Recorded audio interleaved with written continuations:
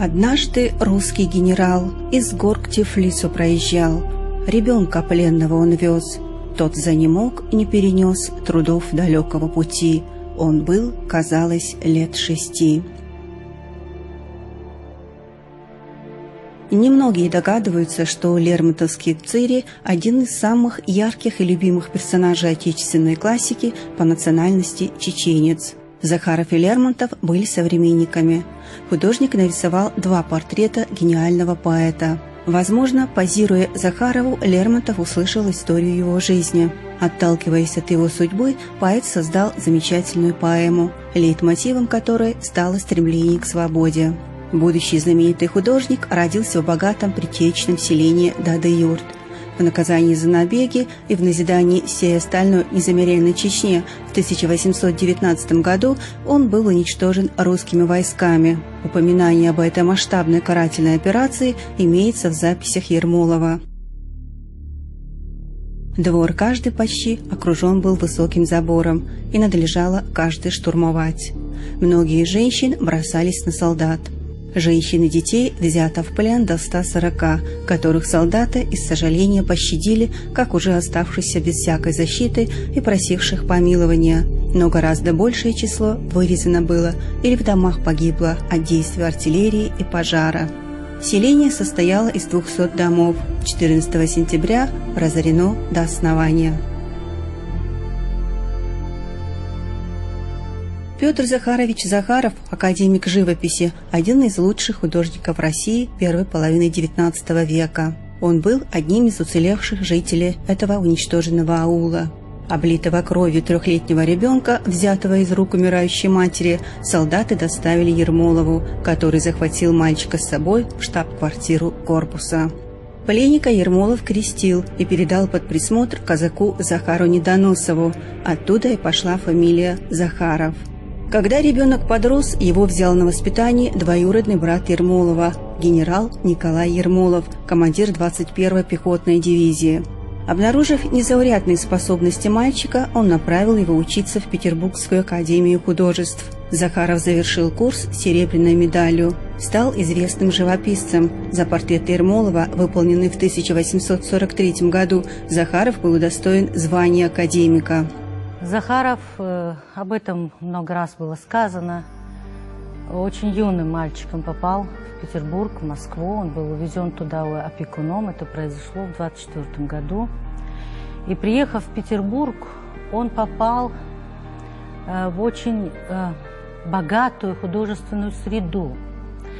Не надо забывать, что Петербург 30-х годов – это золотой век русской культуры.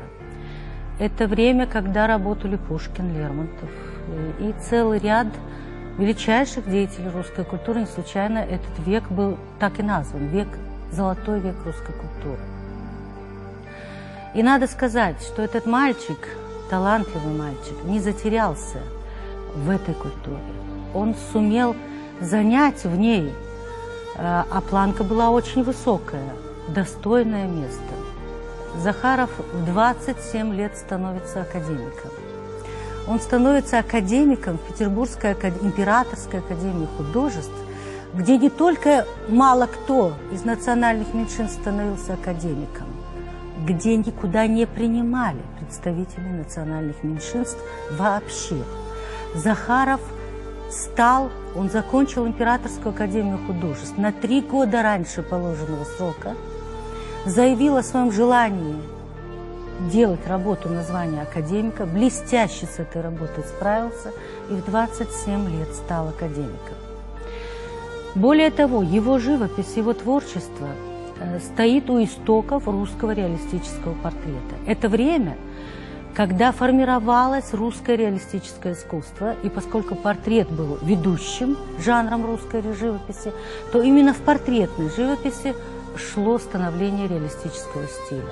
И задолго до передвижников в творчестве Захарова, в таких портретах, как портрет Грановского, Лейхтенбергского, Алябьева, доктора Иноземцева, проявляются ростки реалистического стиля. И это является его очень весомым и очень важным вкладом в эволюцию, в становление русского реалистического искусства. Впервые о том, что Захаров чеченец, поведал Николай Шабанянц, написавший о нем в начале 60-х годов первую книгу. Она была переиздана в 1976 году, в канун 160-летия художника. В том году Чечено-Ингушский музей изобразительных искусств был назван именем Захарова. В музее была собрана целая коллекция работ художника. В 1846 году в Императорской академии художеств на выставке, это была очередная выставка воспитанников академии, появляется 6 произведений, которые подписаны «Захаров, чеченец из Дады-Юрта». На Кавказе вовсю полыхает война. Война, Кавказская война идет, в которой чеченцы воюют с Россией. В Императорской академии художеств Захаров выставляет свои произведения, каждое из которых подписывает «Чеченец из Дады-Юрта», «Захаров, чеченец». Мне кажется, это была такой трагический посыл к потомкам. Не забудьте меня. Он как будто бы хотел не затеряться во времени. Юноша из Дади-Юрта не только сумел оправдать надежды своего воспитателя, но и поднялся над миллионными бесправными выходцами из национальных меньшинств, приравнивавшихся в царской России к крепостным. Отныне он имел все права почетного потомственного гражданина. Он имел честь, действительно честь, потому что время это действительно золотой век русской культуры, когда жили и творили люди чести, говорившие «честь имею». И с этими людьми как раз и общался Захаров. Это была семья Постниковых, это был Языков поэт, это был Алябьев композитор, это был известнейший профессор Московского университета Грановский. Кстати, портрет Грановского Захаров писал по заказу Герцена и Кетчера, которые были друзьями Грановского. И когда они решили написать его портрет, они обратились к самому модному портретисту Москвы, каковым и был Петр Захаров. Жизнь Захарова была нелегкая. Словно южное растение, пересаженное на землю севера, он постоянно болел. Кроме того, ему приходилось много трудиться, чтобы зарабатывать себе на жизнь. Давал уроки рисования, выполнял заказы, писал портреты маслом и акварелью. Захаров вложил в свое творение не только всю душу, талант, мастерство, но, к сожалению, и свое здоровье. Портрет генерала Российской империи стал лучшим произведением художника Захарова. Своеобразная техника и манера письма, сложность композиции и оригинальность замысла дали свои результаты. Получился не просто портрет, а эпохальное полотно, на котором читается время, когда жил и вершил свои дела полководец. Судьба Петра Захарова – яркое свидетельство талантливости нашего народа. Его односельчанами, людьми, имевшие подобную же судьбу, были и Шамурзаев Бута, и Айбулат Розин. Айбулат Розин – поэт, оставивший заметный след в истории русской литературы первой половины XIX века, воспитанный баронами Розинами, в частности Михаилом Розиным, участником взятия Дады-Юрта. Эпоха, в которую жил и творил Захаров, как и в литературе, так и в искусстве России, была отмечена мощным всплеском. В поэзии этот период называют золотым веком русской поэзии. То же самое, наверное, можно было сказать и о живописи. Предшественниками Захарова был Боровиковский, известный портретист, современником Карл Брюллов, Владимир Александр Иванов, многие Тропинин и другие известные русские художники, известные во всем мире.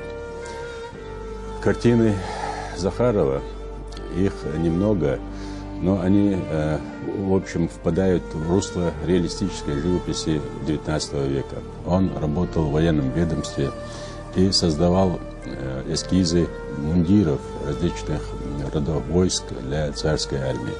Но это тоже, может быть, сказалось в его творчестве. Можно посмотреть его портреты военачальников, представителей знати, где очень тщательно выписаны одежды, эполеты, ордена и прочее, прочее. Но мастерство художника прежде всего в лицах, в выражении, в том, как он сумел передать внутренний мир своих героев. В этом отношении реалистическая живопись XIX века в лице Захарова имеет одного из ярких представителей. Это можно посмотреть, сравнив его рисунки, его портреты с известными портретистами его эпохи, того же Белова, Иванова, Боровиковского. 30 августа Совет Академии вынес решение удостоить Захарова звания академика. Присуждение звания было большой радостью для художника. Его талант был оценен по достоинству высшей награды, о которой мог мечтать любой художник. По иронии судьбы, именно за портрет кровавого генерала, один из нескольких чеченцев, уцелевших в огне Дадьюрта, он получил золотую медаль и звание академика.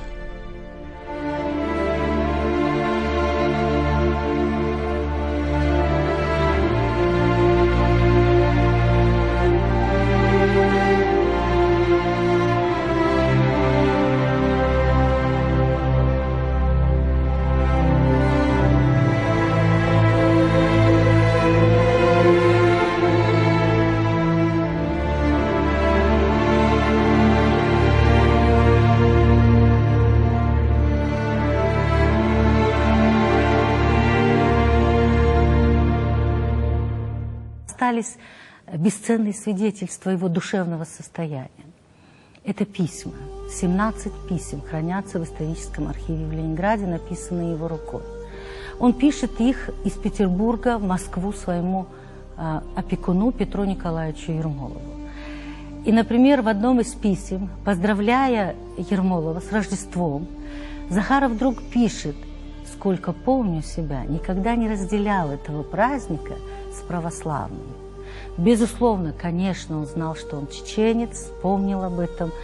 И какая-то тоска вот проходит через все его произведения, вот какой-то налет меланхолии, знаете, какой-то боли душевной, которая, наверное, присутствовала у этого человека, вот судьбой занесенного, обстоятельствами занесенного на чужбину.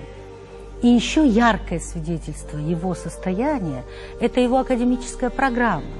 Дело в том, что Академия художеств задала ему программу написать портрет Петра Алексеевича Ермолова.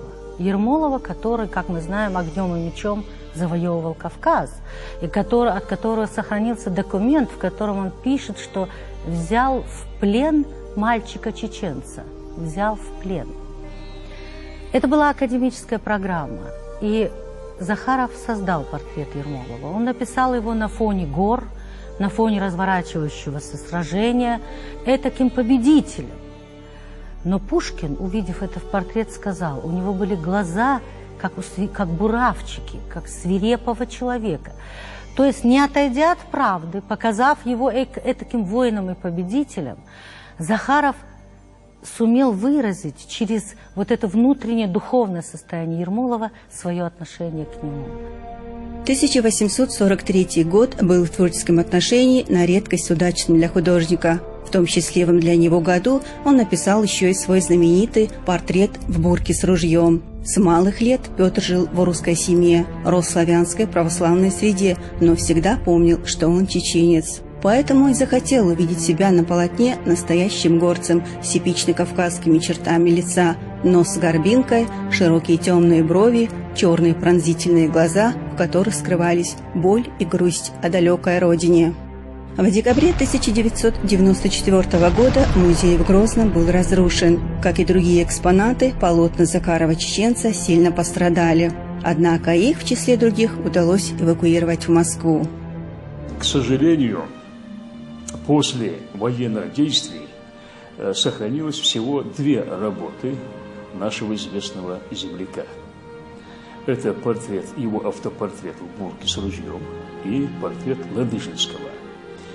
Они вместе с другими картинами нашего музея были отправлены в Москву, в реставрационный центр имени Горобаля в 1995 году.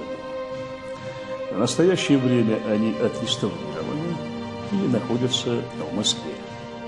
Судьба остальных, принадлежавших нам картин, к сожалению, нам неизвестна. Кисти Петра Захарова принадлежало около 100 картин. Большинство из этих картин находятся в разных музеях Российской Федерации. И в Третьяковской галерее, в Русском музее, в Тропининском музее, и в Тамбовском областном музее, и в других музеях Российской Федерации. В своих работах он отобразил, в частности, и вот своих родственников по линии жены, в том числе своего тестя, жену. Вот. И отобразил он также в своих работах и членов семьи Николая Петровича Ермолова, двоюродного брата Алексея Петровича Ермолова, который, собственно говоря, воспитал и дал образование Петру Захарову. Его работы являются достоянием ведущих музеев Российской Федерации. Помнят и чтят великого художника и в его родном селении Дады-Юрт. Постоянно я в библиотеке работала разработками, находила разработки в периодической печати, так, сохраняла их, делала книжные выставки. У меня был постоянно действующая папка о гибели Дады-Юрта и о Захарове. У меня был с 1980 года находившиеся разработки о Захарове. Я сохраняла и в библиотеке сделала стенд о Захарове. Кисть великого творца. Захаров, чеченец, художник из Дады-Юрта. Находившиеся иллюстрации каждый раз меняла, обновляла каждый год. Ученики сельской школы с гордостью рассказывают о нем. Петр Захаров был выходцем из нашего села Дады-Юрт. Он был увезен русскими солдатами в возрасте 2-3 лет. Говорят, что солдаты нашли его на груди умирающей матери. Мы гордимся тем, что Петр Захаров был выходцем из нашего села. Трудно сказать, сколько всего картин создано художником за его недолгую, но напряженную жизнь. Ясно, что их много, и все они бесценны.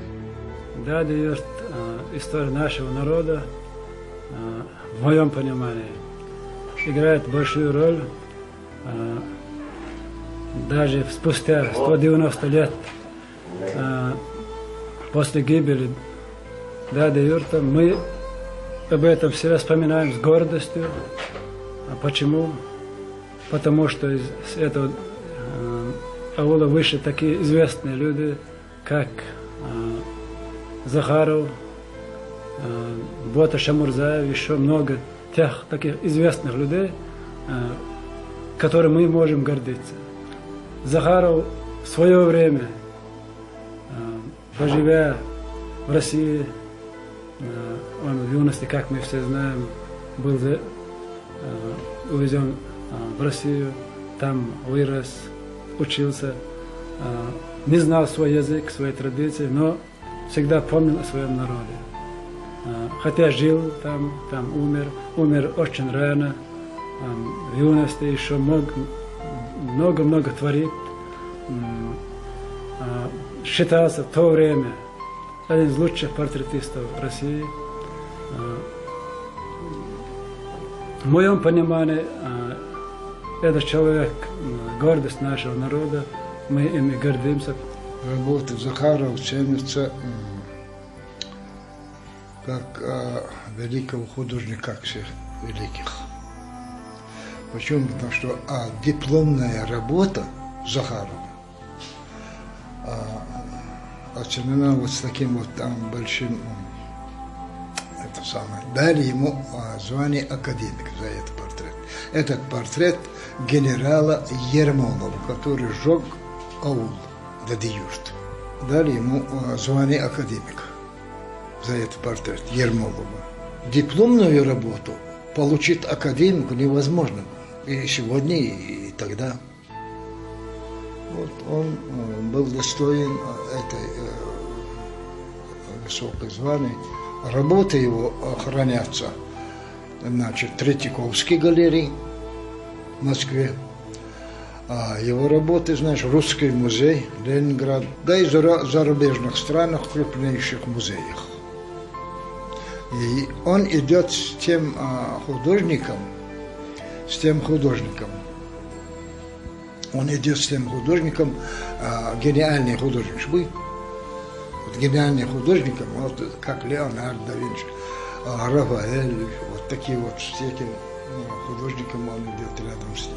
О нем пишут тогдашние искусствоведы в крупнейших музеях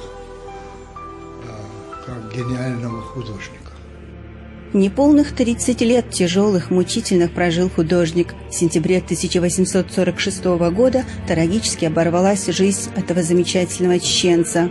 Его жизнь напоминает судьбу прекрасного цветка, вырванного из благодатной почвы. Он прижился в России на короткое время, расцвел, ослепил всех своей красотой.